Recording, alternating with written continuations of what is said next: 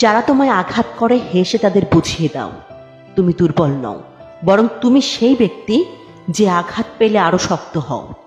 যত মানুষ চিনতে শিখে যাবেন তত একা বাঁচার ইচ্ছে বেড়ে যাবে, আর বুঝতে শিখবেন একাকিত্ব কখনো বেইমানি করে না। অভিযোগ নয়, অভিজ্ঞতা থেকে বলছি। নিজের জায়গায় দাঁড়িয়ে কখনো অন্যের পরিস্থিতি বোঝা যায় না। জীবনে কঠিন সিদ্ধান্ত নেওয়াটাও নিজের প্রতি আত্মবিশ্বাস। শিক্ষা মানুষের ভদ্রতার পরিচয় বহন করে না, আচরণই ভদ্রতার পরিচয় দেয়। সব জায়গায় নরম থাকতে নেই, কখনো কখনো লোহার মতো শক্ত হতে হয়। না হলে সবাই মাটি ভেবে পা দিয়ে পিষে চলে যায়।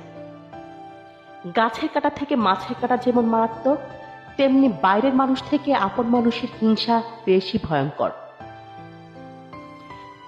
যার অন্তর যেমন সে অন্যের সম্পর্কে ধারণাটা করে তেমন। মানুষের যখন অনেক মানুষ হয়ে যায় তখন তারা পুরাতন মানুষগুলোকে ভুলে যায়। সন্তানকে ততটা শিক্ষায় শিক্ষিত করুন যাতে আপনার অসুস্থ অবস্থায় সে ডাক্তার নিয়ে আসে, উকিল নয়।